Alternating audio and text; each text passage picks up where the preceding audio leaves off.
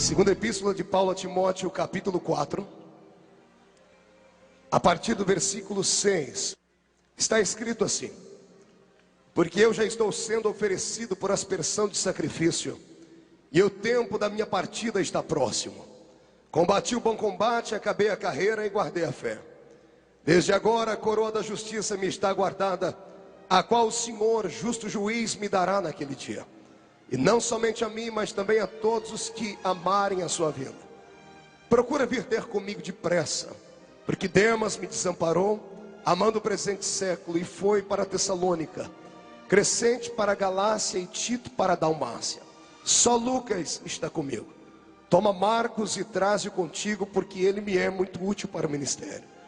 Também enviei Tíquico a Éfeso. Quando vieres, traz a capa que eu deixei em Troade, em casa de Carpo, e os livros, principalmente os pergaminhos. Alexandre o latoeiro causou-me muitos males, o Senhor lhe pague segundo as suas obras. Tu guarda-te também dele, porque resistiu muito às nossas palavras. Ninguém me assistiu na minha primeira defesa, antes todos me desampararam, que isso lhe seja não imputado. Mas o Senhor assistiu-me e fortaleceu-me, para que por mim fosse cumprida a pregação e todos os gentios a ouvissem, e fiquei livre da boca do leão.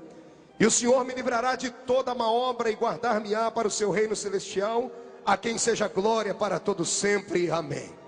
Saúda a Prisca e a Áquila, e a casa de Onesíforo, Erasto. Ficou em Corinto e deixei Trófimo doente em Mileto. Procura vir antes do inverno. Eubulo e Pudente, Lino e Cláudia e todos os irmãos te saúdam. O Senhor Jesus Cristo seja com teu espírito. A graça seja convosco. Amém. Feche a Bíblia, coloque em algum lugar, pegue na mão de alguém do seu lado, por favor. Aperte a mão dessa pessoa com carinho, até ela falar aleluia. Pentecostal que não faz barulho está com defeito de fabricação, não é? Glória a Deus. Feche os olhos e vamos orar. Pai, nós te glorificamos uma vez mais. Uma vez mais o seu povo está reunido de pé diante da sua presença. Uma vez mais queremos ver os seus oráculos serem revelados sobre nós. Uma vez mais queremos ouvir, ó Pai, o trepidar da sua glória se manifestar aqui. Queremos ouvir o ribombar das suas trombetas tocarem sobre a sua Shekinah. E se a sua nuvem puder se aproximar de Camboriú, deste ginásio uma vez mais, seremos gratos a Ti. Antes que eu comece, Senhor, a dar esta palavra, eu lhe faço os dois pedidos de sempre. O primeiro é que ao redor deste ginásio, num raio de 5 quilômetros, onde houver uma entidade maligna manifesta agora, eu dou a esses demônios segundos para desaparecerem daqui. Porque se não sumirem, serão queimados pelo poder da sua glória que descerá aqui. O segundo pedido a Deus é um pedido de atrevimento espiritual.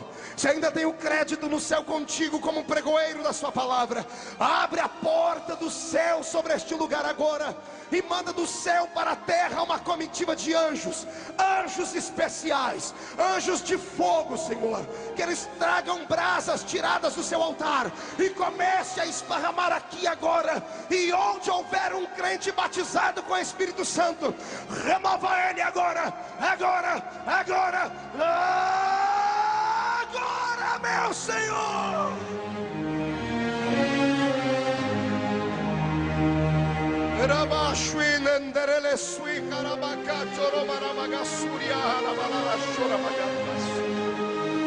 Tu não precisas do homem para nada, tu és onipotente. Então mostra a sua onipotência uma vez mais, em nome de Jesus Cristo. Amém, amém e amém. Os que podem, levante um dedo de profeta para cima comigo. Escolha alguém do seu lado, aponte para o irmão ou para a irmã e pergunte para ele: trouxe lenço? Diga ao outro: trouxe lenço? Diga: não trouxe. Prepare a manga da camisa, a ponta da gravata, a manga do vestido, porque receberemos hoje um batismo de quebrantamento nesse lugar aqui. Só quem crê nisso, aquele grito de glória que acompanha esse congresso sempre. Eu abri a minha Bíblia hoje na epístola de Paulo a Timóteo. Paulo, na verdade, não escreveu apenas uma carta a Timóteo. Ele escreveu 3 cartas a ele. A primeira carta que ele escreveu foi a carta aos Efésios, da qual Timóteo era pastor daquela santa e abençoada igreja. Isso no ano 60, ano Domini, depois de Cristo. Timóteo passava por uma dificuldade grande naquela igreja e por revelação divina. Estando Paulo a centenas de quilômetros longe, aprisionado em Roma nesta época, já pensando que a sua vida estaria se esvaindo depois daqueles dias, Paulo pega sua caneta e de próprio punho escreve uma carta a Timóteo, dando a ele ânimo para permanecer firme na fé. E ele deixa um conselho àquela igreja de Éfeso: não vos embriagueis com vinho em que há contendas, mas enchei-vos do Espírito Santo do Senhor.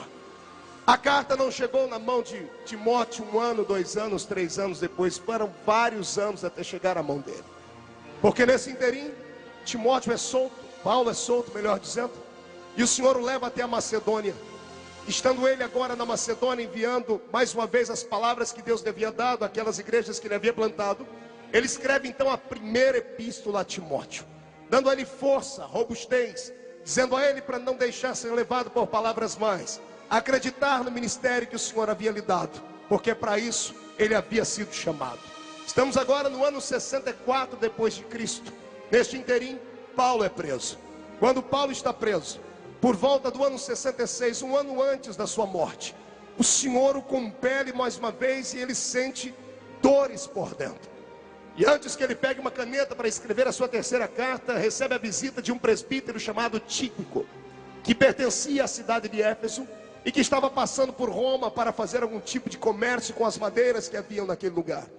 Paulo entrega as 2 primeiras cartas na mão de Tíquico e diz a ele: entregue na mão do meu filho Timóteo, que é filho de Eunice, neto de Lloyd. Esse garoto me viu na toda a sua caminhada, me teve como a presença masculina em sua casa, e ele é o meu filho, a quem eu muito amo. Quando Tíquico zarpa com seu navio e vai embora para a cidade de Roma, o Senhor traz ao espírito de Paulo um medo, uma ansiedade natural, porque o imperador de Roma, que agora está possuído por Satanás, começa a lançar sobre todos aqueles povos que haviam se convertido a Cristo um terror. Ele coloca bem de pé o seu grande coliseu e transforma as arenas do coliseu em lugares de trucidade. Pegam os nossos irmãos em Cristo e os lançam lá para serem comidos de leões. E não eram leões como esses que nós vimos por aqui hoje, desses que a gente encontra no circo do Beto Carreiro. Eram leões gigantescos. Alguns dizem que tinham quase 3 metros de comprimento e em estatura de pé derrubavam qualquer tipo de gigante.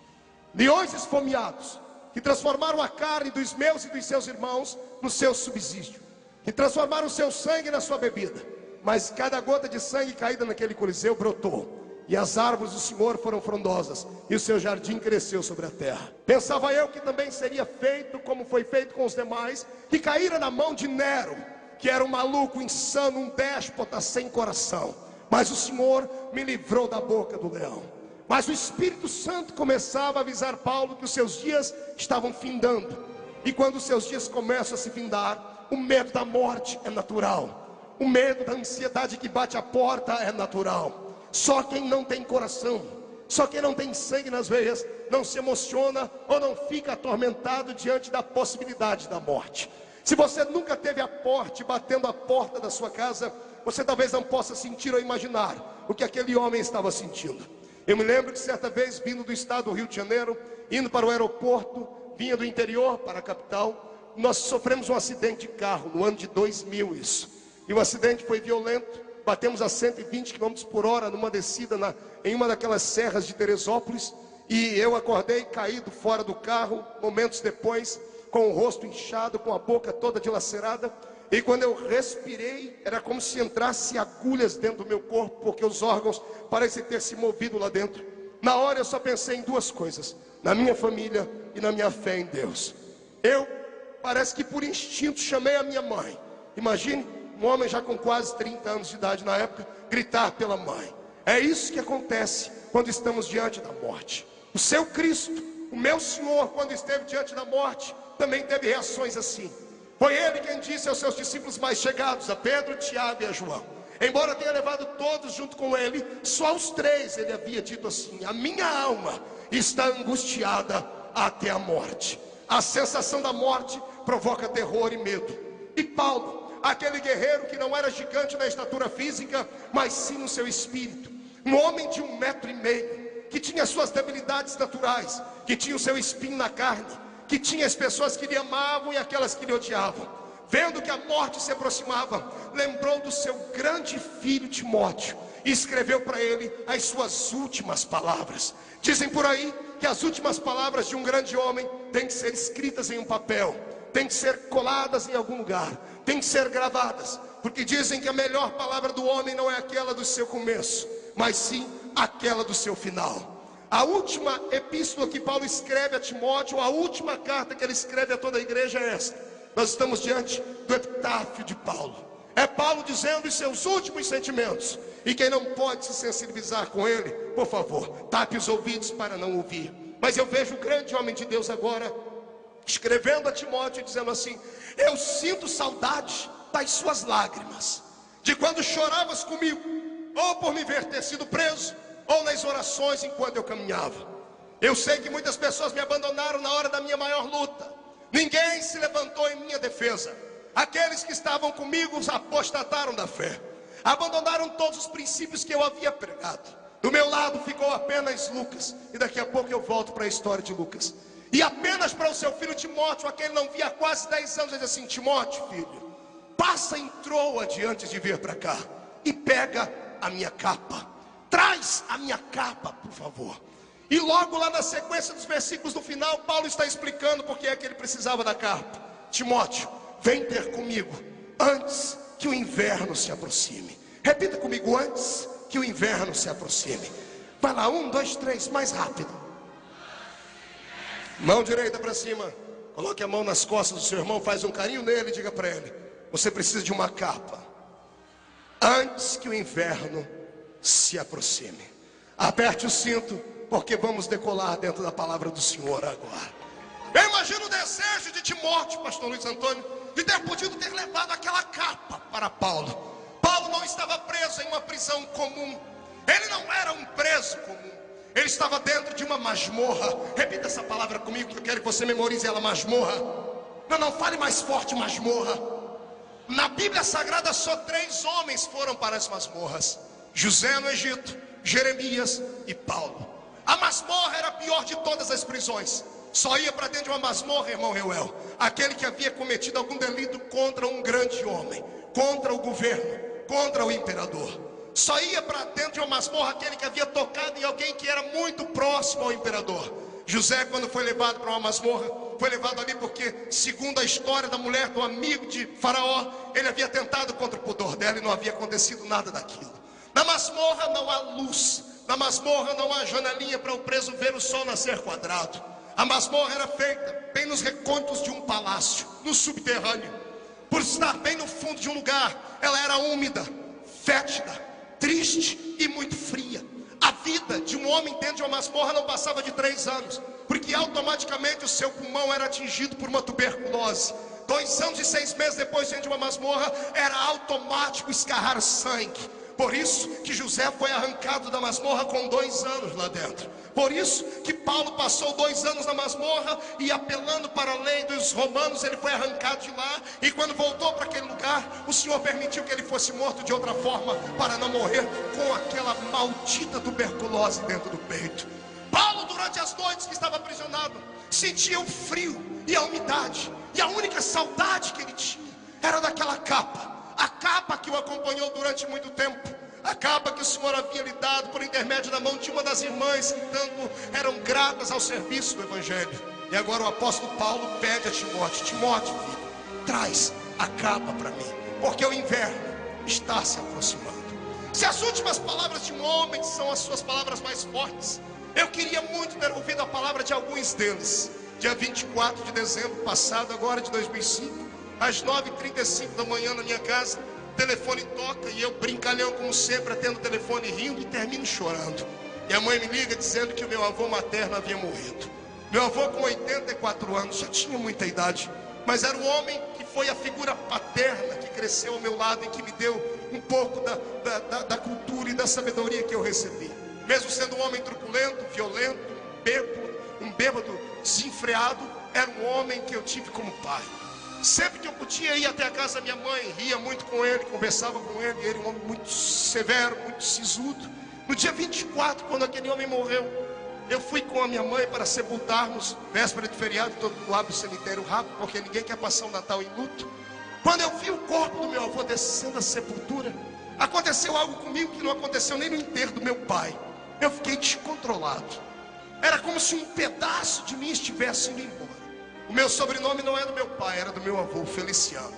Quando eu vi aquele velho de quase 1,80 m, debruçado dentro de um caixão, aquele paletó de madeira com seus cabelos brancos, o rosto murcho, chupado, seus dentes amarelados, eu olhei para o caixão e disse: vô, conversa comigo, me deixa uma última palavra, me deixa uma daquelas palavras que todo mundo quer ouvir para nunca mais esquecer.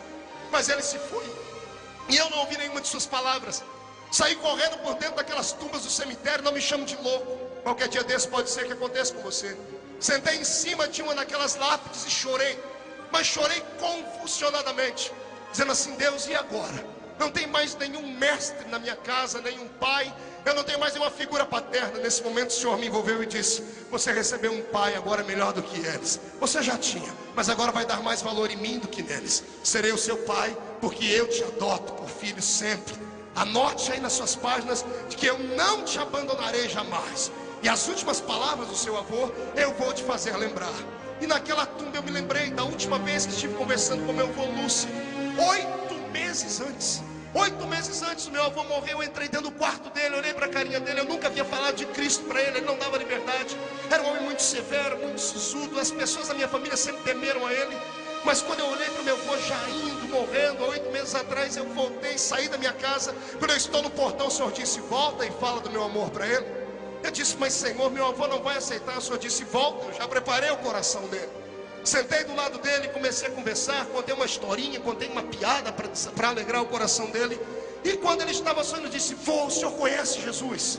Ele olhou para mim e disse: é claro que eu conheço, olha a imagem dele aqui no meu quarto. Eu disse: não, vovô, aquele ali está preso há 2000 anos. Eu quero que o senhor conheça o Jesus que mudou a minha vida, que transformou meu coração, que me deu alegria. E de repente uma coragem entrou dentro do meu peito, e eu fui falando do amor de Cristo para ele. Eu vi aquele velho de 84 anos derramar suas lágrimas pela primeira vez na vida, e ele dizendo assim: por que você não me falou disso mais cedo? Por que você não marcou uma audiência comigo mais cedo para falar desse Cristo? É tão gostoso ouvir isso. Marco, eu nunca senti o que eu estou sentindo aqui. Me conta mais da história desse Jesus. E eu fui envolvendo ele na história. Daqui a pouco eu disse: vovô, o senhor tem coragem de fazer uma oração comigo? Ele disse: como é que é isso? Eu disse: o senhor pega na minha mão o que eu falo, o senhor repete. Feito? Ele está feito. E eu fiz a oração do pecador.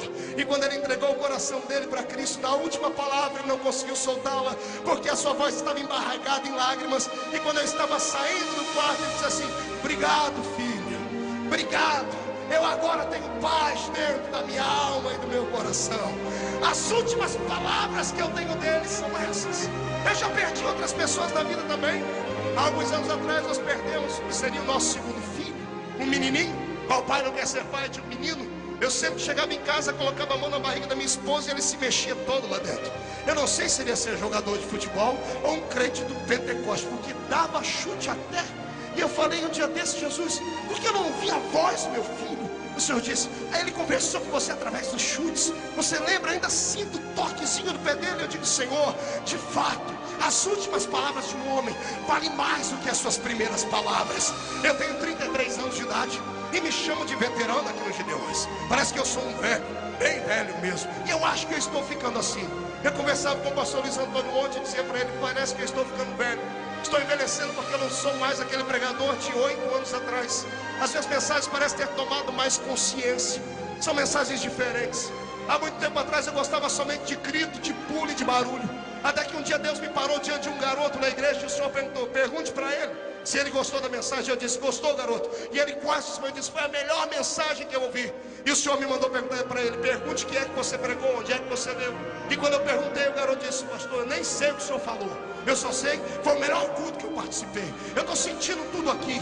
E o Senhor disse para mim naquele dia: o cristianismo não é uma religião apenas de sentir, tem que ter o seu lado racional, tem que ser edificado. Não basta apenas barulhos que nós pulamos, gritamos, saímos correndo e amanhã estamos prontos a sermos tapados pelo diabo lá fora. Eu quero barulho, quero grito, e no final eu quero que isso aconteça. Mas eu quero edificar a sua alma e o seu espírito, porque Deus tem muito mais para isso. Há alguns anos atrás, me perdoe a todos os companheiros que fazem isso, talvez o que o senhor fale com vocês que falou comigo. Eu pegava uma barreta gigante numa mão e uma outra barreta gigante na outra, e dava e batia sem pena e sem piedade, principalmente nos pastores, a quem eu já pedi perdão alguns anos atrás aqui. Bati demais em crentes, falando coisas grosseiras até, no ímpeto de ver o povo pular e gritar, porque eu achava que estava sendo profeta, e mal sabia que profeta não é só para isso. E quando eu estava um dia pregando em uma outra cidade, uma anciã muito simples chegou em mim e disse assim: pastor Marco, o senhor sabe por que o povo grita quando o senhor bate? O senhor sabe por que o povo pula quando o senhor fere? O senhor sabe por que o povo brada quando o senhor faz qualquer coisa assim? Eu disse: é porque Deus está falando? Ela disse: não, é porque é todo mundo hipócrita. Quando o senhor bate, ninguém veste a carapuça. Todo mundo olha para Deus: essa mensagem é para aquele lá, ó. Essa mensagem é para aquele outro lá. Essa mensagem é para aquele que está ali. Ninguém veste ela.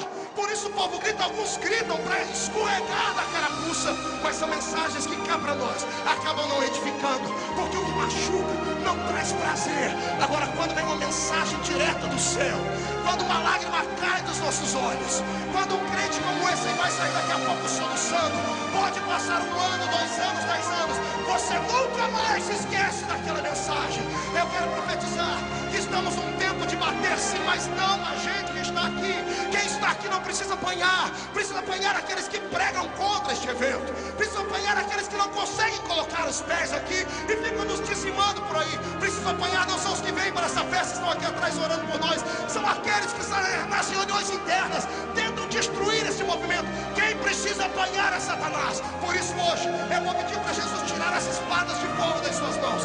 Vou pedir para ele colocar um bate, uma luva de boxe de fogo na sua mão.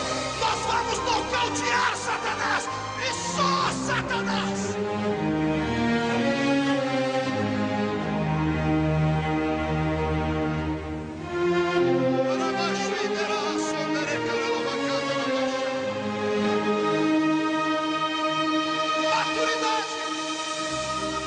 Essência que necessitamos. Quando eu olho para os homens que fizeram parte deste mundo e deixaram as suas últimas palavras, eu tenho que me recordar de homens que achavam que eram intocáveis, que eram inatingíveis, como Frank Sinatra, o grande ator de Hollywood. Saiu na revista Times as últimas palavras de Frank Sinatra. Ele disse uma frase curta e morreu: eu perdi. I'm lost. Disse ele: eu perdi. E eu parei algumas horas para meditar por que é que aquele homem havia dito isso.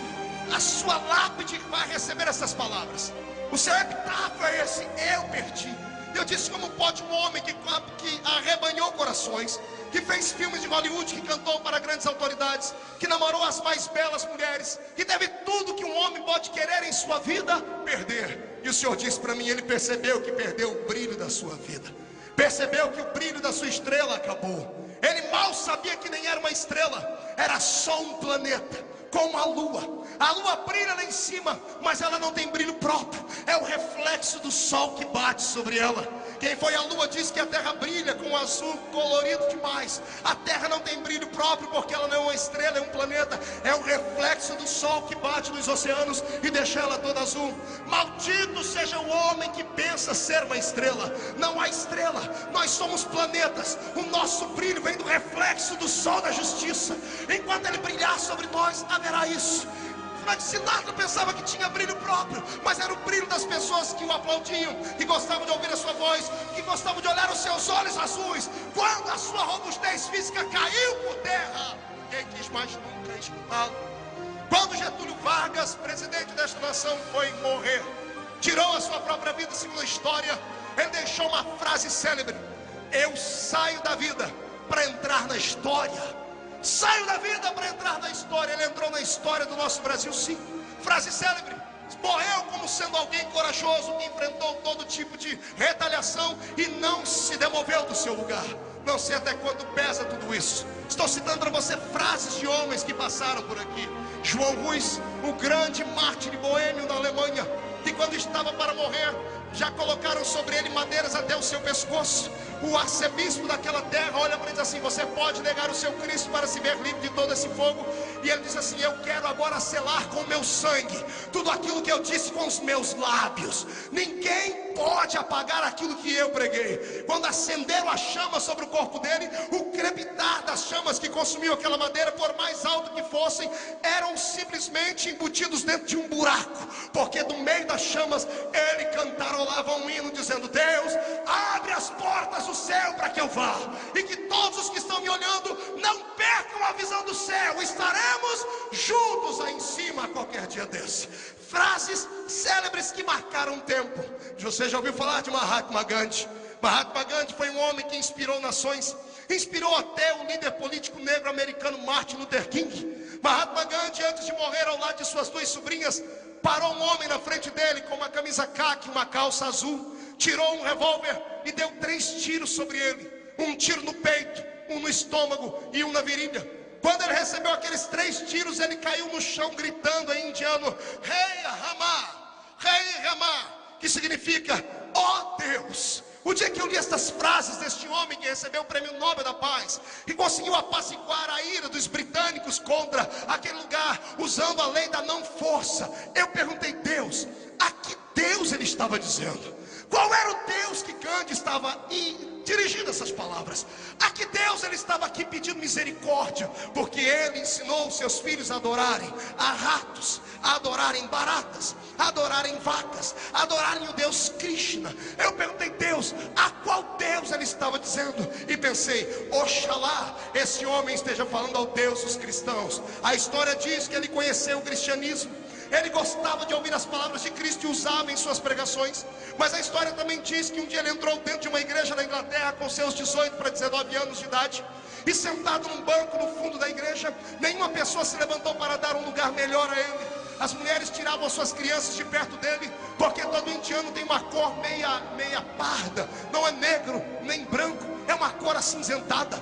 Como todo indiano gosta muito de incensos, o incenso que ele havia usado o dia todo ainda estava impregnado no corpo dele, e aquele cheiro acabava incomodando as pessoas.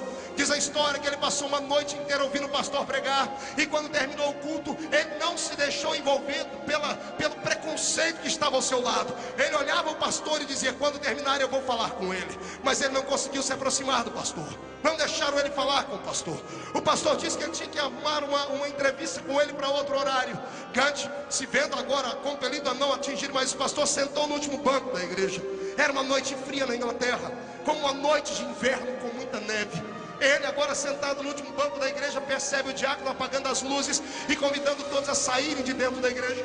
E ele diz ao diácono: eu não tenho para onde ir, eu acabei de chegar de viagem. O senhor tem um lugarzinho para eu dormir? E o diácono disse: não, não temos. O senhor tem uma roupa para me dar? O diácono disse: não, não temos. O senhor tem um prato de comida para me dar? E o diácono disse: não, nós não temos. Isso não é problema nosso, senhor. Se retire, porque o senhor é só mais um pedinte que passa por aqui. A história diz que Gandhi naquele dia dormiu do lado de fora da igreja e cobriu-se com jornal, como o pastor Adeildo contou a sua história aqui ontem. Ele contava dele e eu lembrava da história de Gandhi. A diferença é que Gandhi, expulso de dentro da igreja, voltou revoltado para a Índia. Chegou na Índia e disse: queridos, o Deus dos cristãos não é como os deuses que nós temos. Eles pregam aquilo aqui que não podem viver dentro do seu coração. Gandhi morreu com 3 tiros no peito. Um dia o Senhor vai permitir que todos nós estejamos perto dele, para ouvir o seu julgamento diante do trono do meu Deus, num lugar que não será terra nem céu. E eu quero que você enxergue naquele dia, e talvez se lembre das pregações que estamos falando aqui.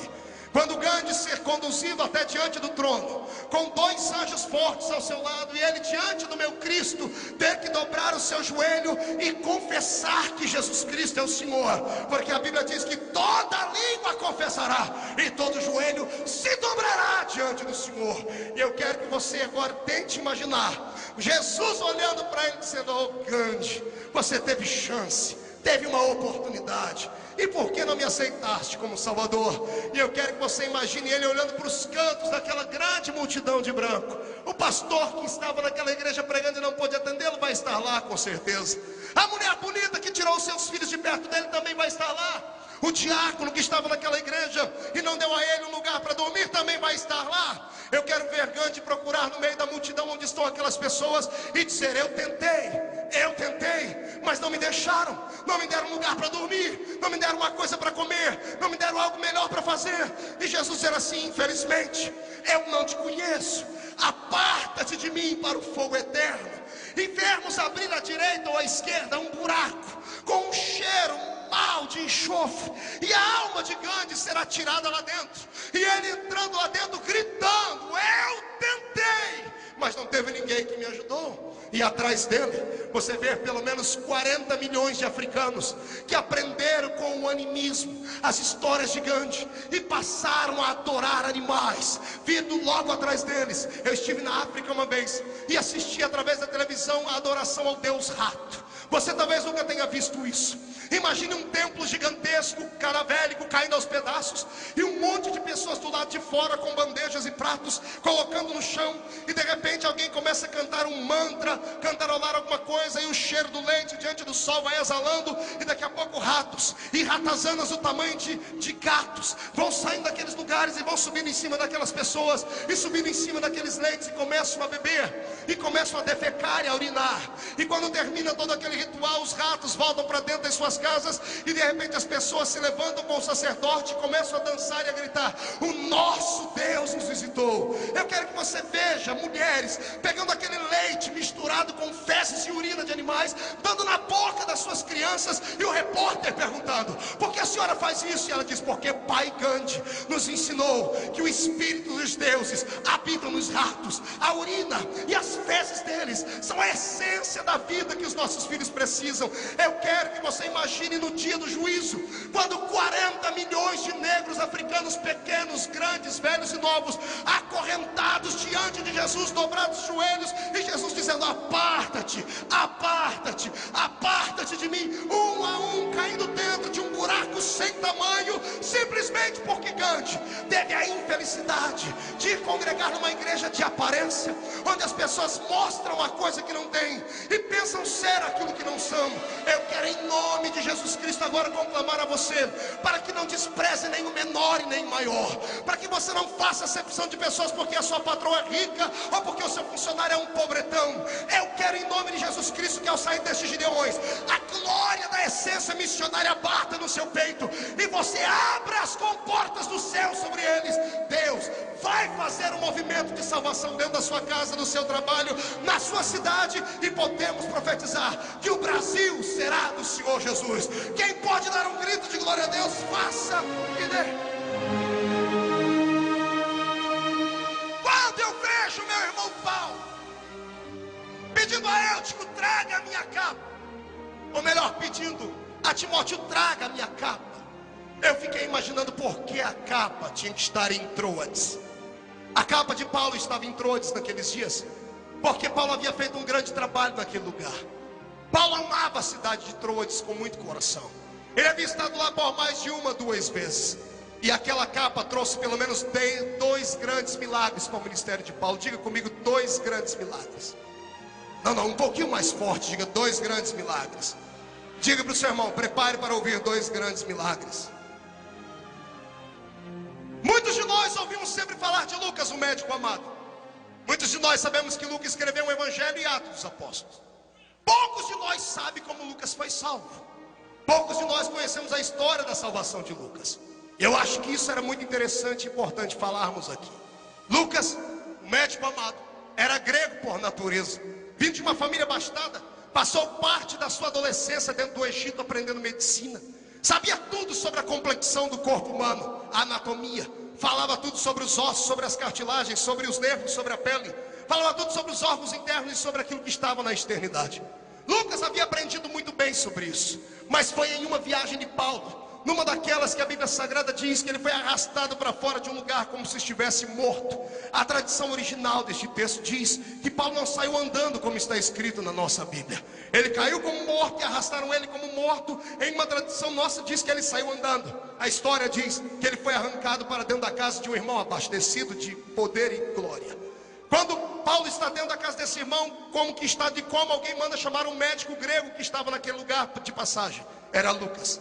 Lucas se aproxima de Paulo, olha para o corpo dele, pequenino, caído, e começa a fazer os anteparos. Há quem diga que quando Lucas olhou para ele, na situação toda, cheia de hematomas e purulando as suas feridas, ele grita e pergunta: de que batalha vem esse soldado?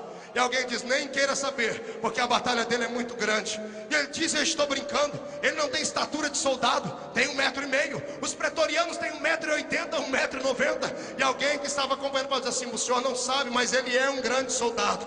Ele não pertence às fileiras de soldados do exército da terra, ele pertence às fileiras dos soldados do exército do Senhor Deus. O capitão do exército desse homem nunca perdeu uma batalha. E Paulo cuida não um dia, e Lucas cuida não um dia de Paulo, não uma semana, mas vários dias que seguiram a seguir. E as pessoas que entravam dentro do quarto para visitar Paulo, do lado de Lucas cuidando, sempre liberavam uma palavra dizendo assim: quando é que ele vai voltar para nos contar aquilo que ele deixou pela metade? E as orelhas de Lucas de pé. Todo grande cientista, ele é muito curioso. Lucas com as suas orelhinhas antenadas de pé, e alguém na sala, dentro do quarto, dizendo assim: olha, ele disse para nós que conhece um homem que se no corpo não sabe dizer, que se fora do corpo também não sabe dizer, que foi assunto ao céu e viu coisas inefáveis que não é lícito aos homens contar.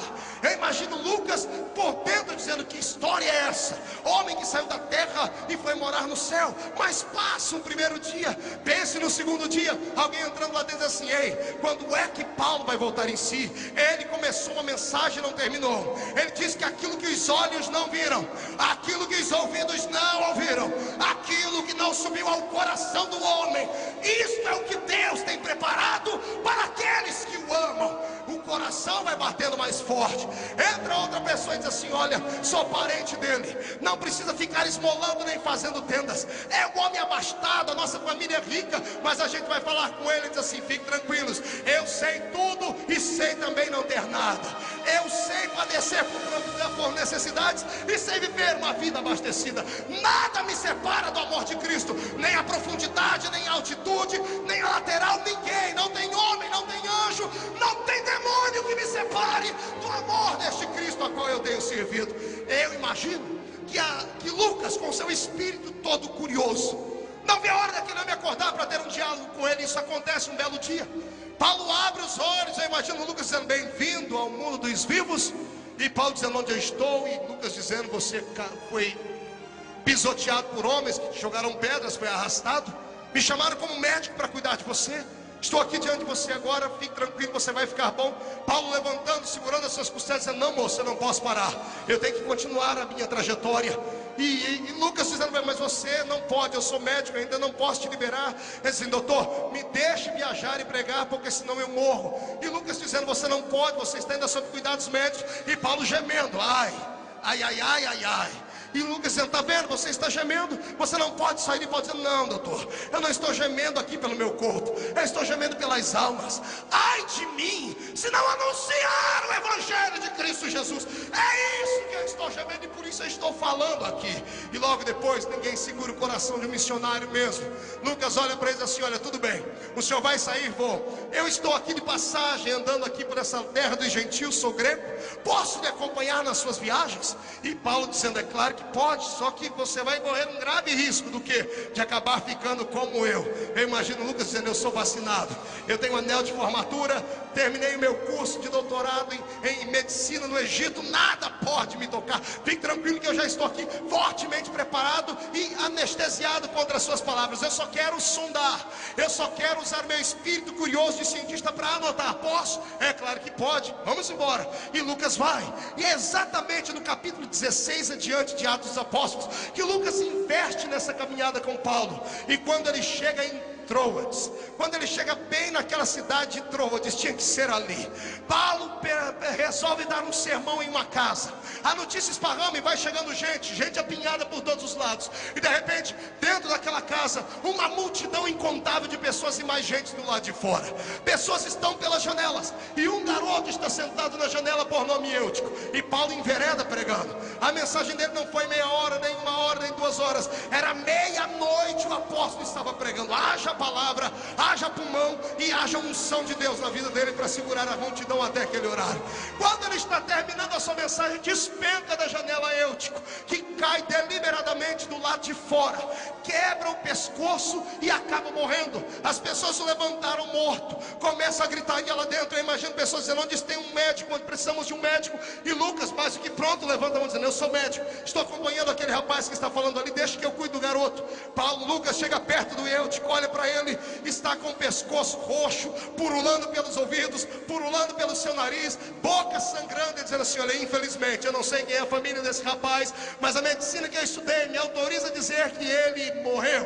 Ele está morto. Podemos assinar o atestado de óbito. Nisso a multidão vai abrindo espaço, ninguém vê por cima do pescoço, porque o pregador era muito pequeno. Ele vem atravessando 1, 2, 10, 100 pessoas até chegar lá perto de Lucas. Vê Lucas olhando para o rapaz cair no chão e diz: Lucas, o que está acontecendo? Lucas olhando para Paulo dizendo: moço, eu não tenho nada a ver com a sua vida, Paulo, mas se eu fosse você eu sumiria daqui agora, porque as pessoas já te apedrejam quando te ouvem pregar. Quando a notícia esparramar na cidade que esse garoto morreu na sua pregação, você está perdido. E Paulo olhando para Lucas com um sorriso, dizendo: calma, doutor, o que é que o senhor está dizendo?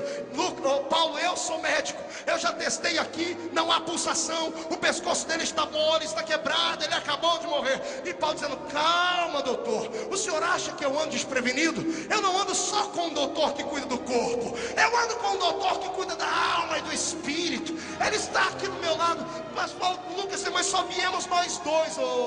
Meu amigo, calma, esse médico, ele vive dentro de mim e tem uma extensão dele no céu. Me dá licença, qual é o seu diagnóstico, Lucas? Ele morreu. Deixa eu perguntar para o meu médico, deixa eu telefonar para o meu médico. Eu imagino Paulo saindo de canto, pegando o seu telefone celular espiritual e ligando para o telefone de Deus, que tem número, é 3332. 33 é o capítulo de Jeremias, 3 é o versículo que diz: clama a mim e responder-te-ei e anunciar-te-ei coisas grandes que não sabes.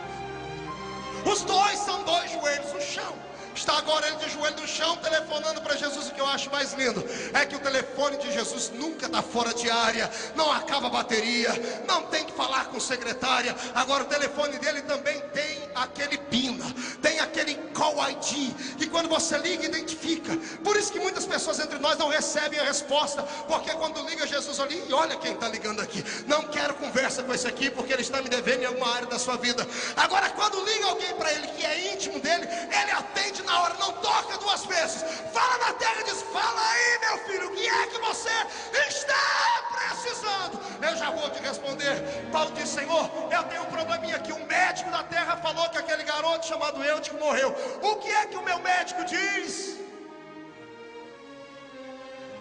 Paulo, ele está dormindo. Muito obrigado, senhor. Desliga o telefone, levanta para o doutor Lucas. Fica assim não, o garoto está dormindo, eu só vou acordá-lo agora. Lucas está apavorado, dizendo a todo mundo: eu não conheço esse homem, ele é maluco assim mesmo, eu nunca vi esse rapaz na minha frente, com licença. Paulo pega a sua capa, agassura panagai. Era frio, meia-noite do lado de fora. Ele estende as suas asas sobre o corpo do rapaz e deita sobre ele. Aperta o seu peito e diz assim: Eutico, ressuscita, volta à vida. E o pescoço troncado cai em direita, os olhos se abrem, um atixim deve ter saído da boca dele. E a minha Bíblia diz, pelas palavras de Lucas, não foram poucas pessoas que ficaram assombradas com aquilo que estava acontecendo ali. Todos tiveram que reconhecer que o Deus daquele baixinho era um Deus de poder, de virtude e de milagre, de graça. Eu vejo 2 milagres em Troades. Primeiro, um pecador que se arrepende, porque Lucas, quando olhou para aquilo, disse assim: Paulo, não dá.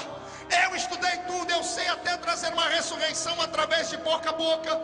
Talvez com um choque forte no peito, eu posso fazer o músculo como o coração voltar a funcionar. Mas me desculpe, trazer um morto, que tudo estava parado à vida, tem que ser um poder maior do que o da medicina. E Paulo disse: eu te falei que se você andasse do meu lado, você veria coisas que ninguém nunca nunca viu. Este é o poder que eu estou apresentando. Lucas se abraça com Paulo, se converte ao cristianismo e nasce ali um dos mais poderosos homens que Deus teve na sua terra para escrever para nós a bela história da igreja cristã. A capa que estava sobre Paulo trouxe um calor sobre o corpo daquele morto. E vamos falar agora aqui sobre esses dois pontos que nós temos que aplicar na nossa vida. Eutico não é um tipo de morto comum. Eutico não é um tipo de pessoa triste e simplesmente que se aparece num culto de uma vez por outra. Eutico foi um cristão que naquele dia escolheu um péssimo lugar para ficar, para adorar a Cristo como seu Salvador. Ele escolheu uma janela, e quem está na janela está olhando para dentro ou está olhando para fora? Quem está na janela está com a sua percepção para dentro ou está com a sua percepção para fora? Aquele que está na janela está titubeando entre dois caminhos. Deus essa noite quer falar com todos aqueles que estão aqui, estão pelo meio do caminho. Deus está falando com aqueles que estão em cima da sua janela espiritual e não sabem para onde olham. O Senhor diz para você: saia desse lugar e entre na posição que o Senhor te quer. Se alguém te expulsou do seu lugar dizendo que o seu lugar é a janela, desça hoje, olhe para quem disse isso e diga para eles: o que é meu, ninguém pode me tomar. A minha posição é aqui dentro. Por favor, não titubeie em dois pensamentos, porque isso pode custar muito caro a sua vida. Segundo, quem está fora do lugar pode receber para si aquilo que não é para receber. O que fez Eutico cair dali de cima não foi a pregação de Paulo, que era chata e comprida como uma espada, nada disso. O que fez Eutico cair lá de cima foi o cheiro da fumaça que saía de dentro dos candelabros, foi o cheiro da fumaça que saía de cima das velas. Quando a fumaça ia subindo, ia tremendo, ia subindo, Eutico começou a aspirar aquilo e foi respirando, e foi respirando, e foi ficando meio tonto e acabou tombando lá de cima. Quem conhece a arte do sacrifício na igreja sabe muito bem que quando nós damos a Deus um sacrifício e o Senhor derrama sobre ele fogo, a fumaça que sobe não é para homem sentir, não é para homem receber. Esta fumaça de glória tem que subir até a graça da eternidade divina. Só Deus pode receber. Esse é um dos graves problemas do homem, receber uma glória que não pertence a si. Eu quero hoje, em nome de Jesus, convidar a todos aqueles que estão em destaque para que deem um passo atrás e peçam para que a glória do Senhor se manifeste à sua frente.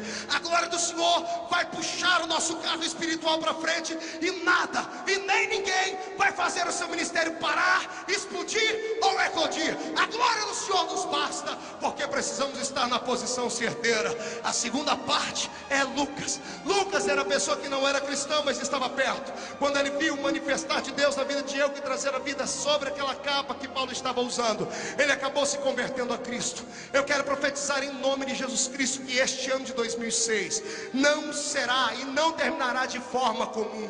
É um ano onde um derramar da unção de Deus será tão grande e poderosa que pessoas que agora não são, antes do Natal serão.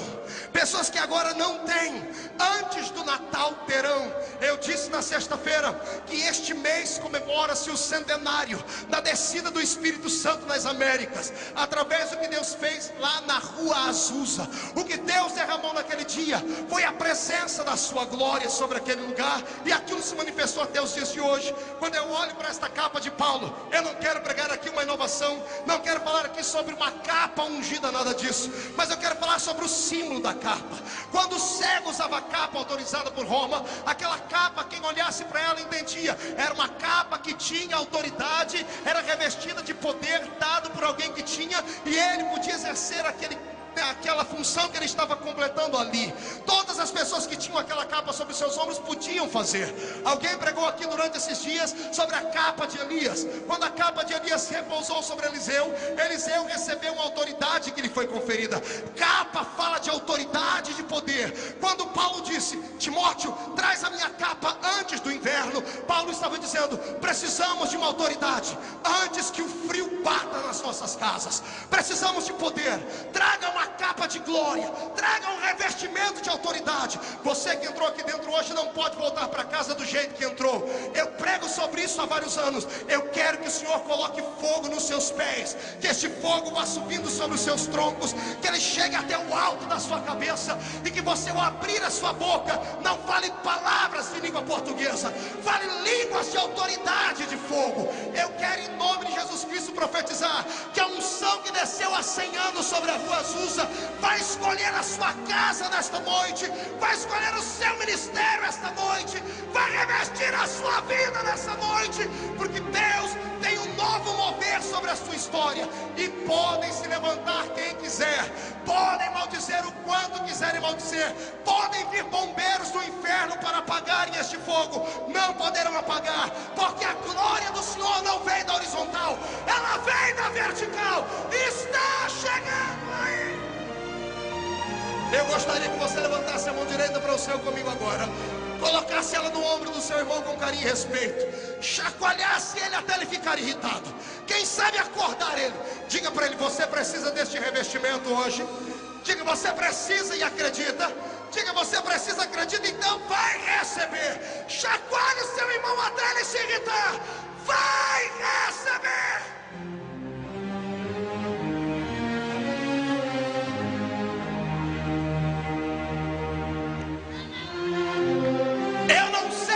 Com a capa de pau, mas eu quero orar para que essa capa esteja sobre nós aqui hoje. Eu quero profetizar aos pregadores que estão aqui: nós não precisamos morrer para nossa capa cair na mão de alguém. Eu posso te dar a minha se você quiser, mas tem que aguentar o peso da responsabilidade.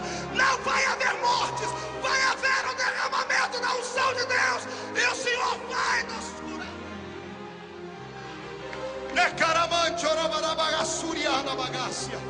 Quando eu olho para os pregadores que estão aqui nesse púlpito e os cantores, muita gente se pensa em especial, pensa que receberam uma estrela na testa e ninguém de nós recebeu. Na verdade, recebemos capas espirituais de autoridade. Quando eu vejo o pastor Vanderlei Castelhano pregar, quando eu vejo o pastor Júlio Ribeiro pregar, quando eu vejo o pastor Benhuro, o pastor Paulo Marcelo, quando eu vejo alguns aqui pregarem, eu vejo a unção de Apolo sobre eles. São homens que têm uma autoridade, como o pastor Jean tem, nas palavras proféticas, falam com uma eloquência tremenda. Quando eu vejo o pastor Cizino, quando eu vejo você, eu vejo a capa de Paulo sobre vocês, na unção missionária, receberam um revestimento missionário. Quando eu ouço Lauriette, Elaine de Jesus, quando eu ouço Amanda cantar, os cantores que estão aqui, eu vejo a unção de Gedutum sobre vocês. Quando eu vejo Matos compor e cantar, eu vejo a unção de Asaf para escrever músicas. Nada novo na terra, recebemos essa unção. E se nós recebemos, quem diz que você não pode receber? Quem diz que você não pode receber? Eu tenho pregado todos os dias da minha vida. Um dia desse, em uma convenção, me pararam e disseram assim: você não pode falar isso. Eu digo: eu posso, porque a Bíblia me afirma. Disseram assim: pare de dizer que não precisa de uma consagração humana para ser. E eu repito: homem não consagra ninguém. Falo de novo: homem não consagra ninguém. Repito: homem não consagra ninguém. Quem consagra é o Senhor. A unção vem lá de cima, ela desce lá de cima. Se o homem aceitar, bem; se não aceitar, vai ter que te engolir, porque a glória será tremenda.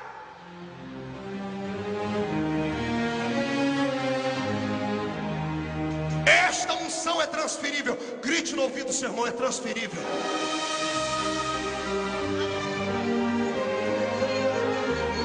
Eu pregava alguns anos atrás nesse mesmo púlpito e reclamávamos que no Brasil nós não tínhamos muitos pregadores. Hoje não podemos reclamar, né, pastor Luiz Antônio? Temos demais, temos muitos agora. Agora vai ter agenda para todo mundo, e vai aparecer a mais gente, e vai aparecer a mais gente. Vai aparecer tantos pregadores aqui que nós vamos ter que exportar alguns para fora. Eu profetizo em nome de Jesus que as igrejas que não conhecem esse poder conhecerão através da sua vida, porque Deus te dará, Deus te dará.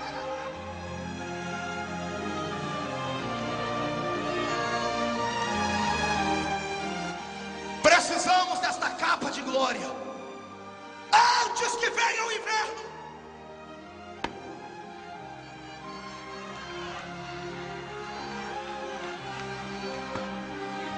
Precisamos desta glória antes que venha o inverno, porque o inverno é uma desgraça. O frio do inverno, ele endurece. Diga comigo: o frio do inverno, ele endurece. Endurece corações, endurece igrejas, endurece líderes, endurece homens. ficam tão frios e congelados que eu tenho que soltar os meus jargões. Ficam tão frios e endurecidos que a língua fica como uma língua de aço, uma boca de ferro, um queixo de concreto e o corpo paralisado como uma estátua de museu. Eu profetizo que quando você sair daqui, a capa da unção de Deus vai sobre ti. Quem estiver duro vai amolecer, vai haver um derretimento espiritual na sua igreja. Ei, você que congrega numa igreja chamada siberiana, você que congrega numa igreja onde só tem iceberg humano, você que congrega numa igreja que o único milagre que acontece é cair flocos de gelo lá dentro, se prepare, porque você vai levar a capa naquele lugar. Não vai haver mais frio naquele lugar. Vai derreter. Meu Deus, tem gente que já começou a derreter. Já estou ouvindo até aqui em cima, estou vendo muita gente derretendo já. Começa a derreter, Senhor. Vai ficar quente, mais quente que a fornalha de Nabucodonosor. Vai queimar.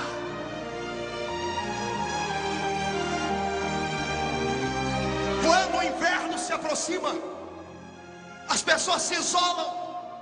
Característica de países europeus: ninguém é amigo de ninguém.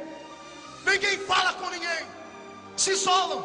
Vamos colocar um ponto final nisso aqui. Eu amo os Gideões, porque Gideões é uma obra interdenominacional. Eu não estou pregando aqui para assembleianos só. Tem gente de todas as denominações aqui. E escute o que eu vou dizer: Deus não tem monopólio de povo. Deus nunca aprovou o isolamento. Se Jesus descesse hoje aqui e você perguntasse para ele qual igreja ele iria congregar, eu nem vou te dizer qual é que ele ia dizer, viu? Só para você não ficar atormentado e atribulado. Vivemos um tempo onde que o Espírito procura são corações que querem. Eu pregava alguns dias atrás lá na igreja do pastor Joel Holder, que aqui está, um ano retrasado. No púlpito da igreja dele eu recebi um garoto com uma camisa, e ele veio me dar de presente a camisa, e eu achei que era uma camiseta de algum congresso de jovens. E ele chegou e disse: pastor, trouxe essa camisa para o senhor, porque o senhor é o nosso pai na fé, nossa grande inspiração. Eu disse: que igreja você é? Quando eu abri eu tomei um susto. Igreja Apostólica Romana, movimento carismático do setor tal. Eu disse: como é, garoto? Me conte essa história que eu quero ouvir aqui. Ele sentou do meu lado e disse: pastor, eu estava ouvindo uma fita sua aqui. Um amigo meu me escutou falar em línguas. Ele era crente da Assembleia de Deus e ouviu eu falar em línguas e disse: essa sua língua aí não presta, não é de verdade. E eu fiquei bravo. Eu disse: não, eu não posso te explicar direito, mas eu tenho um professor que vai te explicar. Deu uma fita minha para ele, ele levou para casa, sentou na frente da televisão e começou a assistir. Ele disse que sentiu uma ira tão grande. No meio da mensagem ele levantou para ir lá e destruir a televisão. Quando ele levantou da televisão, saiu um vácuo quente, uma força de Deus que bateu sobre ele e jogou ele na cama. Ele levantou apavorado. Quando foi gritar: ai meu Deus, saiu línguas estranhas de verdade, como essas que nós falamos aqui dentro. Ele ficou apavorado, não conseguia parar de falar em línguas estranhas. Quando a língua dele voltou, ele pegou o telefone tremendo, ligou para um amigo dele e disse assim: ei, vem aqui, você é o segundo aí que vem aqui que tem uma coisa para te mostrar. O amigo dele entrou e disse: o que é? Ele disse: ó, eu não vou nem te contar, escuta a fita desse homem. No meio da mensagem, no lugar que eu falava sobre imitação, quando ele ficou irritado, ele levantou também para ficar irritado igual o outro. E ele disse: pastor, o que saiu da televisão e me pegou, saiu e pegou ele também. Ele foi batizado com o Espírito Santo de verdade, começou a orar em línguas de verdade. Pastor, hoje nós estamos com um grupo, ele apontou lá no meio do povo, 100 jovens batizados com o Espírito Santo. E eu disse: por que você não sai de lá e vem para cá? Ele disse: pastor, vocês aqui já são salvos. Lá na nossa igreja tem 1 milhão para ser salvos. A gente fica lá, a gente já não aceita mais Maria como a nossa salvadora. A gente não quer mais o batismo por aspersão, queremos batismo agora como vocês são batizados. Estamos pregando o evangelho como o senhor pastor. Tem um monte de garoto da minha igreja lá que compraram suspensório só para imitar o senhor, pastor Marcos. O senhor é o nosso pai. Eu falei: Jesus de Nazaré, o que eu prego dentro das minhas igrejas não cai fogo nem de graça. Eu estou pregando e tem gente fazendo oração de macumbeiro. Não usa, não dá, não força, não ajuda, humilha ele. E lá eles estão dizendo: Jesus, manda o pastor vir pregar aqui, porque queremos fogo. E eu profetizo em nome de Jesus: se a sua igreja não te quiser, outra igreja vai querer, mas o fogo da capa do Senhor vai lá.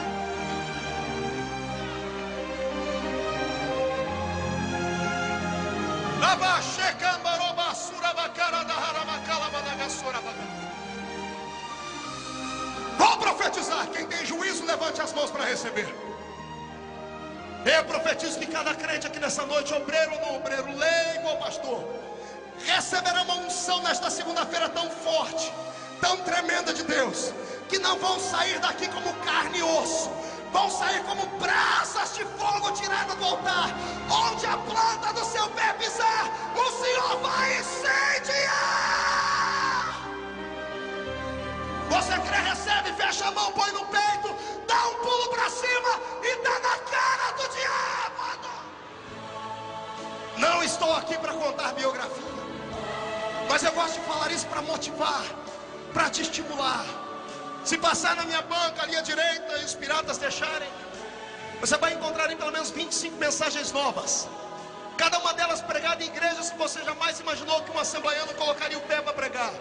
Terminamos uma campanha na Igreja Batista da Lagoinha, diante do trono, pastor Marco Feliciano diante do trono, 4 semanas de adoração. Tem algum mineiro aí ainda? Tem algum mineiro? Alguém ficou sabendo disso lá? Na 3ª semana precisamos parar a campanha. Mais de 10 mil pessoas na rua. A prefeitura de Belo Horizonte interditou. O pastor Márcio Valadão, o reverendo, disse: Marco, minha filha Ana Paula junta a gente aqui para ouvir música, meu filho André também. Nunca em toda a história nenhum pregador, que olhe que já veio grandes nomes aqui, tivemos isso. Ele olhou para mim e disse: filho, você tem uma graça diferente. O que é que você tem? Eu bati a mão nos meus ombros e disse: eu tenho uma capa sobre mim, pastor Márcio, uma capa de glória, de avivamento, que os olhos humanos não podem ver. Tanto é que comigo, relação homem, pastor Márcio, só tem 2 sentimentos: ou as pessoas me amam, ou as pessoas me odeiam. Quem me ama é porque aceita meu ministério, quem me odeia é porque morre de inveja. Eu quero convidar você para receber o que Deus me deu. Eu nasci aqui, eu saí daqui, eu fui pisoteado aqui, eu fiquei sem comer, sem beber aqui. E a fome que Deus tinha dentro do meu coração era tão grande que um dia eu disse: um dia eu chego lá, nem que seja empurrado, nem não interessa. Eu falei: Deus, eu não tenho voz, não tenho tamanho de pregador, não tenho jeito, mas eu quero que aqueles lá em cima tenham. Deus falou assim: você quer? Então recebe. Eu recebi, o peso está aqui. Hoje são 53 nações no mundo pregando, um programa de televisão em rede nacional. Temos aí um Instituto Teológico com 1.400 alunos, um site com mais de 1.600.000 visitas. E Satanás beija o meu pé, Satanás tem que andar debaixo dos meus pés. A unção de Deus vai ser tremenda. Quem quer esta capa antes que chegue o inverno? Quem é que está sentindo o inverno chegar? Quem é que está sentindo o inverno chegar? Meu amado companheiro, ouça-me, Deus lhe dará uma unção nova para a sua igreja hoje. Vai acontecer com vocês, muitos aqui hoje. Deus me disse enquanto eu orava hoje, o que aconteceu com Moody quando Chicago pegou fogo. Moody entrou na presença de Deus e disse: Deus, eu só saio daqui para um púlpito de uma igreja se a sua glória vier de uma maneira nova sobre mim. Caiu tanta glória sobre Moody que ele rolou no chão, pastor, rolou no chão de um lado para o outro, até ficar entalado debaixo de uma cama, porque ele era um pouquinho fortinho. E ele teve que dizer: Deus, tira de mim um pouco desta unção, senão eu vou morrer. Vai acontecer com ministérios aqui, vai haver uma explosão ministerial na sua vida como você nunca antes viu e nem depois haverá. Este é o ano do derramamento da potência do Espírito Santo de Deus. Deus manda dizer para você que o inverno já passou, o tempo de cantar chegou, o tempo de adorar chegou.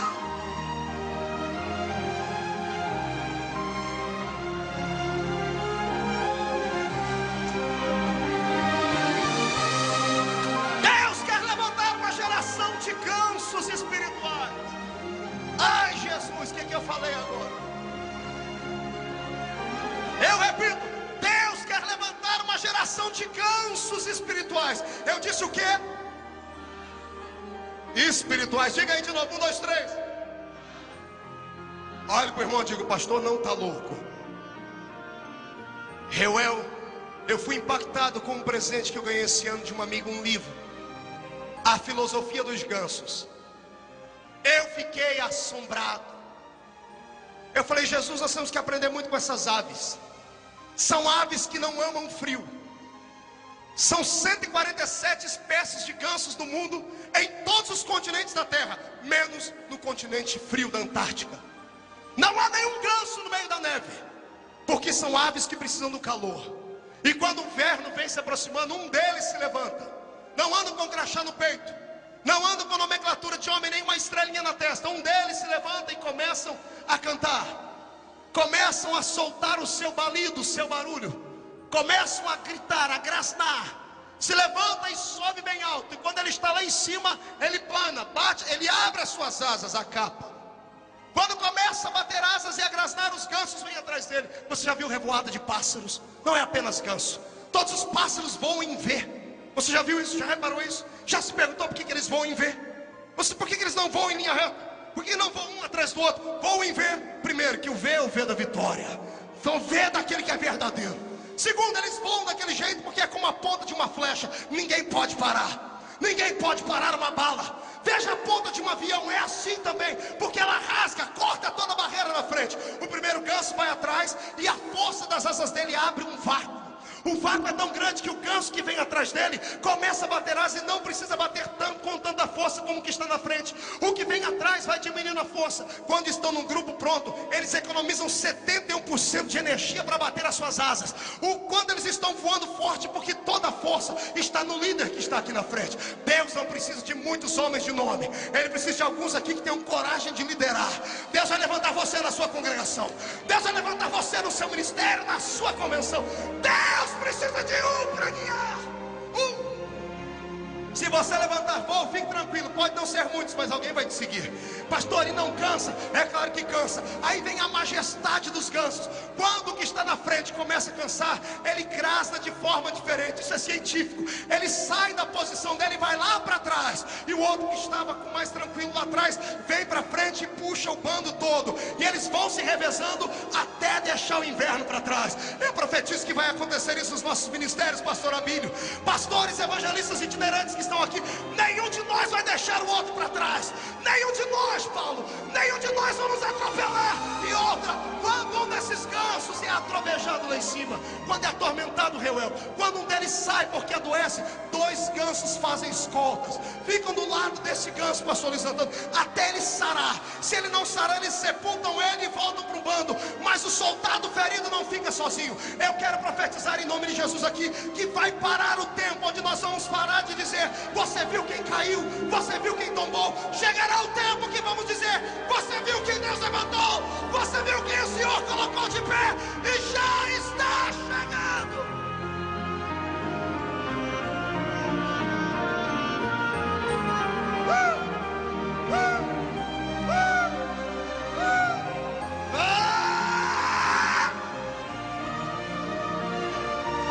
Tem algum aqui que pode me ajudar a puxar a força?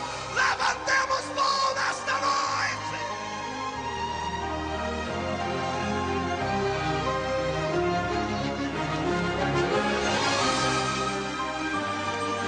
Não tem nada pior do que o pregador estar na frente, tentando puxar o grupo inteiro.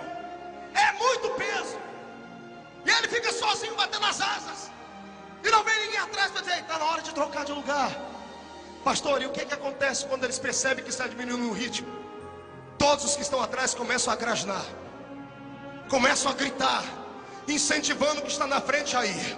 Quando você vê que um pregador não está conseguindo ir, irmão, grite. Abre a porta do céu sobre ele. Abre o céu. Você não sabe a batalha que está aqui em cima agora. Anjos e demônios. Demônios estavam sorrindo até alguns minutos atrás, já começaram a chorar. Vão sair desdentados, banguelos, vão sair cortados, aprisionados. E os santos anjos de Deus vão glorificar a Cristo.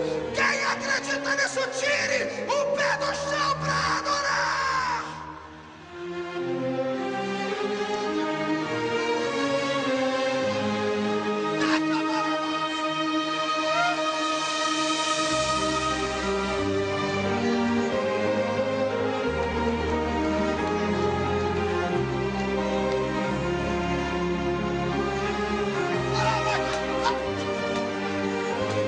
Cada um Deus tem um ministério, o meu é esse: colocar você de pé e falar que vai acontecer. Vai acontecer. Eu quero deixar claro uma coisa que me escute: sonho de crente não é como o sonho do ímpio. Crente não sonha de forma racional.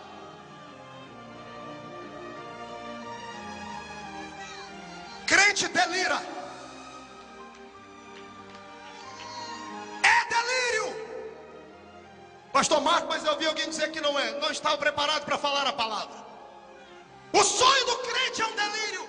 O que é um delírio? É uma visão de uma loucura. O que foi que José viu? O sol e a lua e 11 estrelas diante dele. Isso não é delírio? É um sonho racional? É delírio? Quando você viu o filho mais novo de uma casa pegar mais peixes sobre os seus ombros do que todos os seus irmãos mais velhos? O menino só sabia comer e dormir. É delírio. Meu irmão Ezequiel na frente do rio Quebar olha para cima e vê uma roda de fogo de um lado, uma roda de fogo dentro de outra, homens com 4 rostos. O que é isso? É um delírio. Se você não está pronto para delirar, não está pronto para receber este avivamento que eu estou pregando aqui. Isto aqui é loucura, é sonho de maluco, mas é sonho que Jeová vai realizar.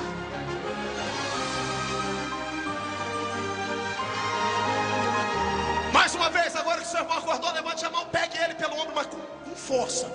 Acorda ele, chacoalha até ele ficar irritado. Diga para ele, delire. Diga delire. Delire. Delire. Delira.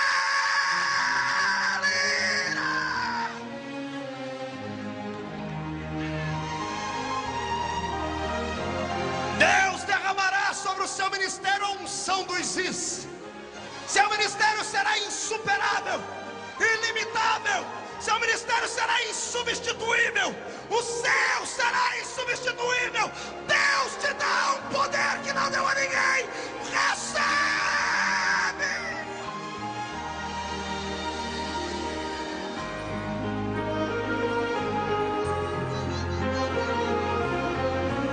Deus não disse que ia te dar um hino, Alexandre, e não te deu o hino. Deus não te deu, o paralítico levantou. Quem segura Deus? Quem? Deus não disse que ia te colocar aqui, Ele te colocou. Quem é que vai impedir? Eu profetizo em nome de Jesus: o inverno pode bater na porta, pode se aproximar, mas não vai chegar.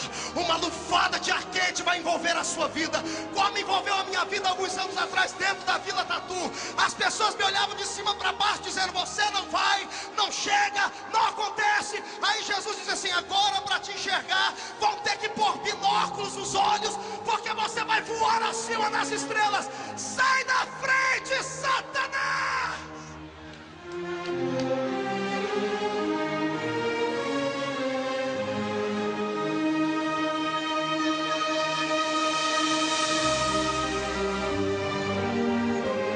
Ouça-me! A armadura não. A armadura não quero de ninguém. Quero não, pastora Bíblia. A armadura não. Mas a capa eu quero. Eu quero a capa. Eu quero. Tem alguém que quer? Tem alguém que quer? Então pega ela. Pega. Recebe. É sua. Tudo é possível que crer. Você está olhando, não é para um pregador, é para alguém que representa você. Eu sou você aqui. Você vai chegar aqui. Não, você vai passar daqui. Você vai estar estampado nas páginas dos jornais desse país. Eu vou assistir o seu programa de televisão. Eu vou dividir cultos com você fora do país. Eu vou assistir o lançamento do seu CD em rede nacional. Não deixa o inverno chegar. Eu quero ouvir os gansos cantarem. Quero ouvir os gansos grasnarem dizendo: não parem, não parem, não parem. Hoje eu estou na frente, os pregadores estão na frente. Amanhã é você, amanhã é você. Grite para mim, diga: não pare, não pare, não pare, não pare.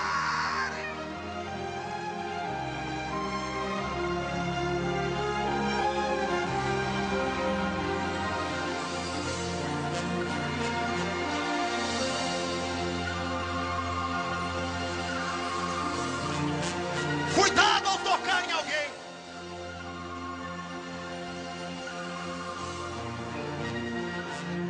Depois que o pastor Luiz Antônio orou por mim aqui, impôs as mãos dele sobre mim, eu virei pastor. Eu era evangelista, pastor. O senhor orou por mim, eu virei pastor. Tô meio pastor, meio evangelista, não sei mais o que eu sou. Um dia eu vi um pessoal falando mal do pastor Benny Hinn, dizendo assim, ele sopra nos outros. Eu falei, mano, não queria que ele soprasse em mim não, queria que ele cuspisse em cima de mim. Se o sopro dele tem aquele efeito, imagina o cuspe dele, Marcos.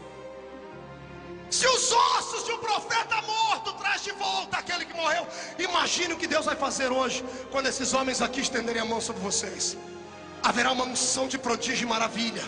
O inverno não vai chegar. Nós vamos simplesmente pegar toda a glória que o Senhor deu a estes brasileiros e vamos esparramar pelos quadrantes do planeta Terra. O Brasil vai exportar avivamento, glória e missões. Quem crê nisso, dê um grito de glória.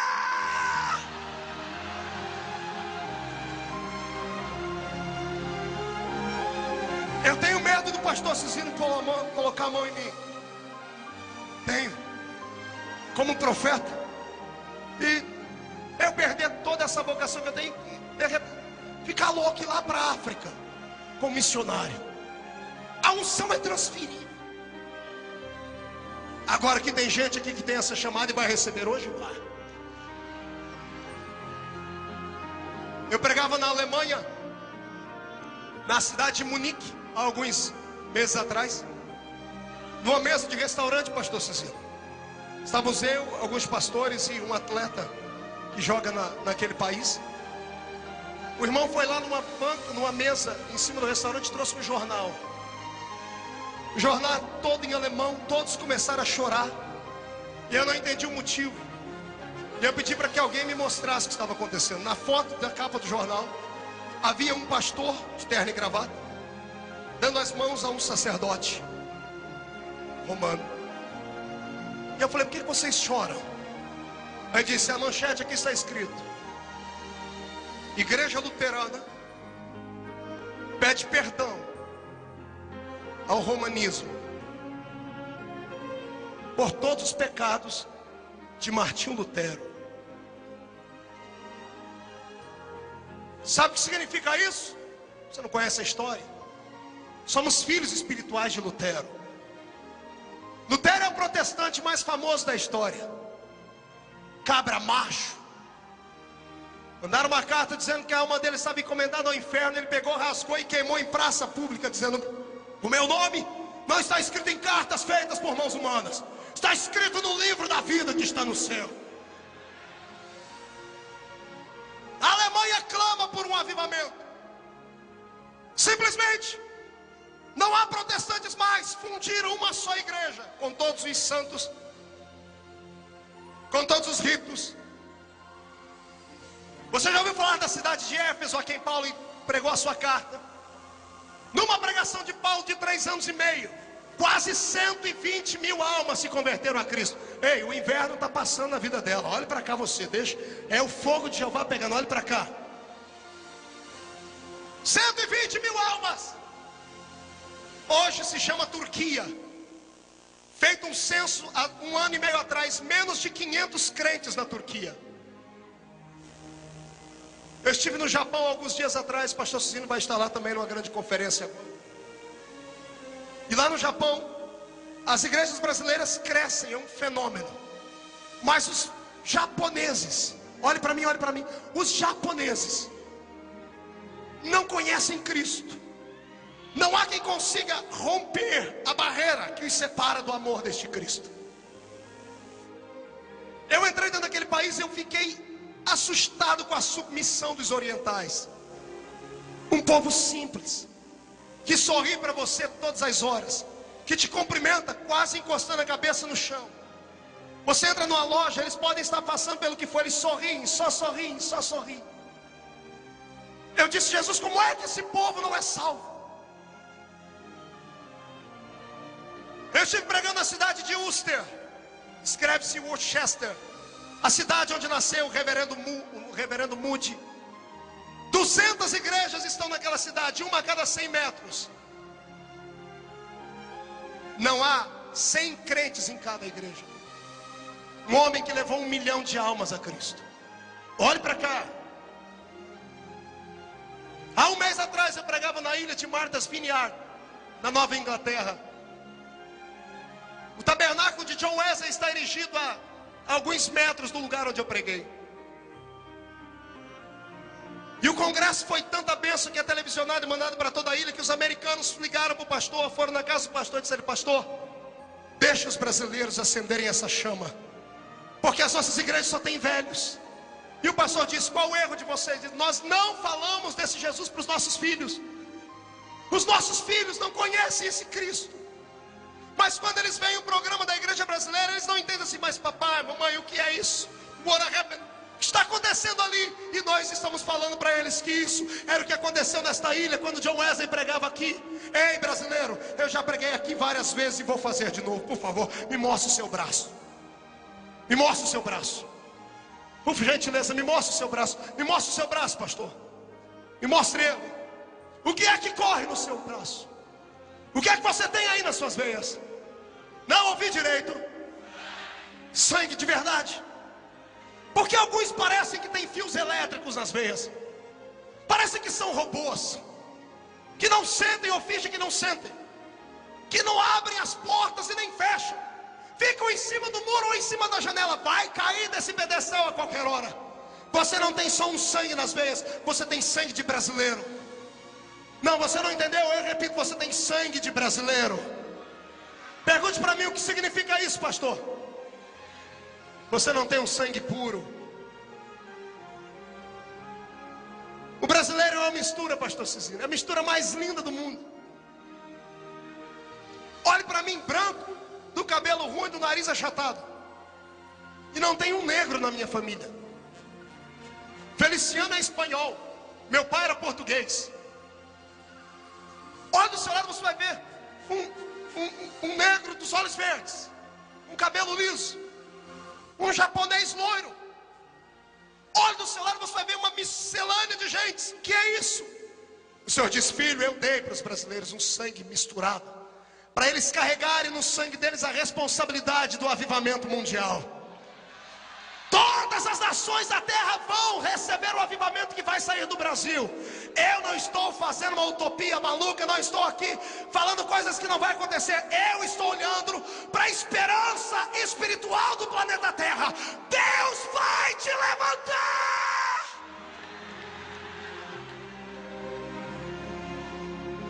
Você quer? Acotovele seu irmão, diga: você quer? Não grite para ele: você quer? Não, dê um berro no ouvido dele de: você quer? Diga: então prova que quer. Então prova que quer. Prova que quer. Prova! Prova que quer! Doutor Marcelo Brunner, venha cá, por favor.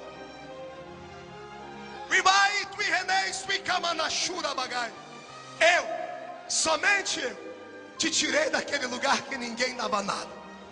Eu, somente eu, fiz você concluir a sua faculdade. Fui eu quem te coloquei em alto escalão naquele governo. Fui eu quem te dei o nome que te dei, e vou fazer mais. Vai haver um reboliço na sua casa tão grande que você receberá asas das suas costas para voar. Vai levantar uma multidão de gente santa naquela terra. E quando abrires a sua boca como jurista nesse país, vou eu te dar o coração dos homens. Recebe hoje uma capa nova.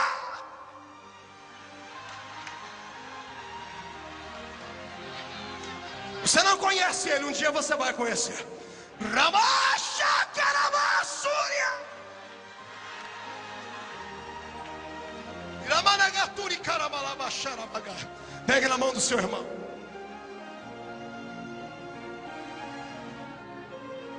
Cadê o meu paletó?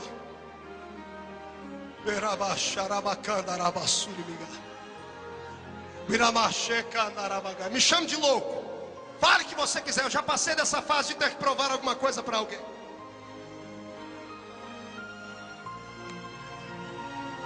Não tente entender. Coisa espiritual não se entende. Coisa espiritual se aceita. Se aceita. Recebe. Recebe. Recebe. Recebe.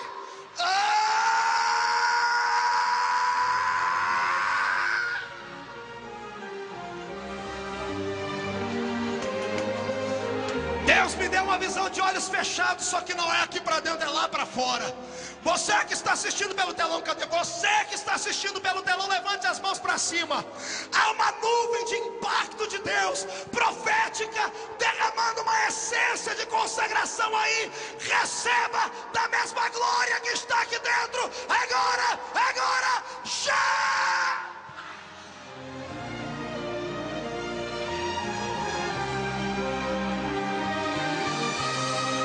Timóteo, traz a minha capa antes que o inverno chegue.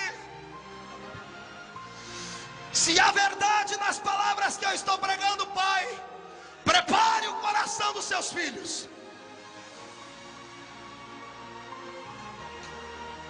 Prepare o coração da sua igreja, Pai. Da mesma unção que opera na minha vida, da mesma capa de autoridade que eu recebi do Senhor, da mesma unção que repousa no ministério que o Senhor me confiou, onde houver alguém que acredita, dê parte com eles agora, derrama sobre eles agora, agora, agora, agora, agora, agora, agora, já!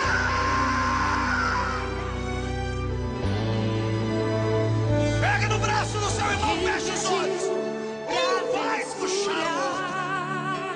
Senhor, os gansos do Senhor estão voando. Estão levantando voo, fugindo do inverno. Prepare. Estamos fugindo do inverno. Se prepare.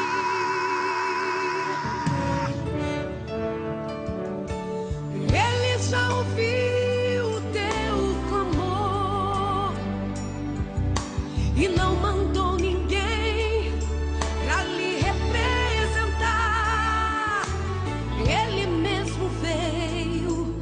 É real a sua presença aqui neste lugar. Levante a sua mão. Você está sendo curado. Você está sendo renovado. Você está sendo batizado. Você está sendo tocado. Você está sendo renovado. Ele está aqui. Ele está aí. Ele já chegou. Você está sendo curado. Você está sendo renovado. Você está sendo batizado. Sinta ele aí, irmão. Eu sinto ele aqui. Sinta ele aí, porque ele veio.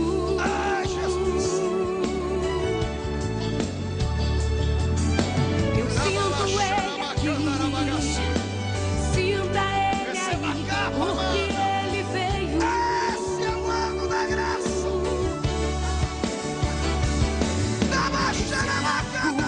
Receba um milagre, receba a unção e a libertação.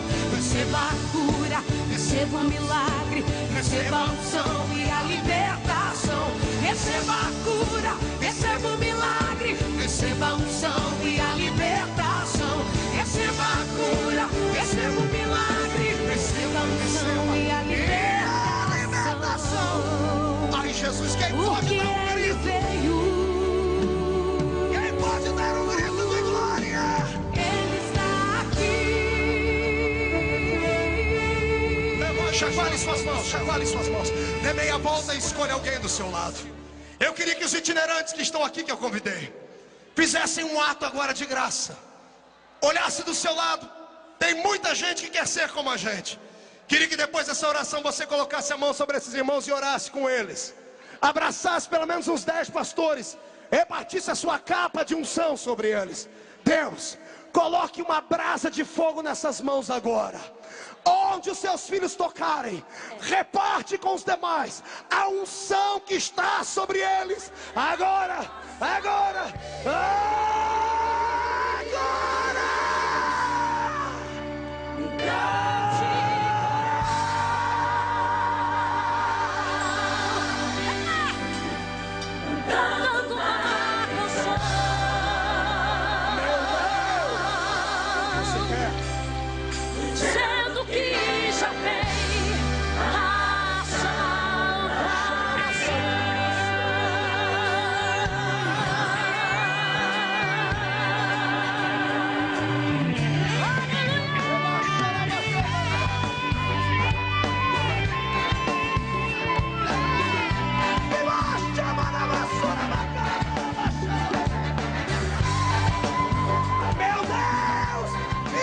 incendiou tudo.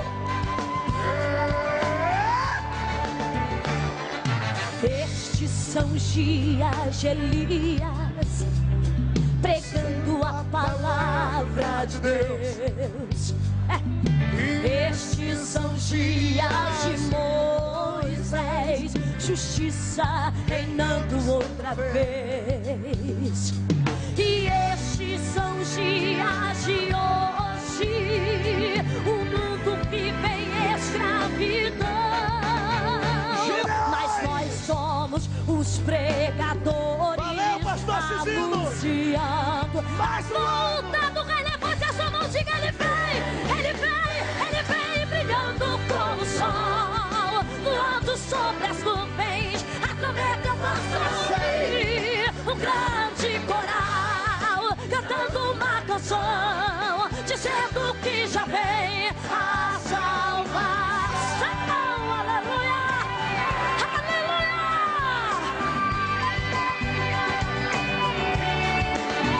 aleluia. Estes são os dias de Ezequiel. Mais Os ossos voltaram a andar abaixo da glória. Estes são os dias de Davi, erguendo um templo de louvor. E estes são os dias da ceifa, os campos já brancos estão. E nós somos trabalhadores, realizando a colheita final. Ele vem, brilhando como o sol, voando sobre as nuvens, a trombeta eu posso ouvir, um grande coral, cantando uma canção, dizendo que já vem a salvação. Diga: ele vem, ele vem, ele vem, ele vem. Meu Deus, eu posso ouvir o coral, cantando uma canção, dizendo que já vem a salvação. Aleluia, aleluia, aleluia. Levante voo. Agora não há Deus como Jeová, não há Deus como Jeová, não há Deus como Jeová, não há Deus como Jeová, não há Deus como Jeová, não há Deus como Jeová, não há Deus como Jeová, não há o exército do Senhor agora, não há Deus como Jeová. Aleluia! Não há Deus como Jeová. Faz esse lugar estremecer mais uma vez, dizendo que ele é grande. Não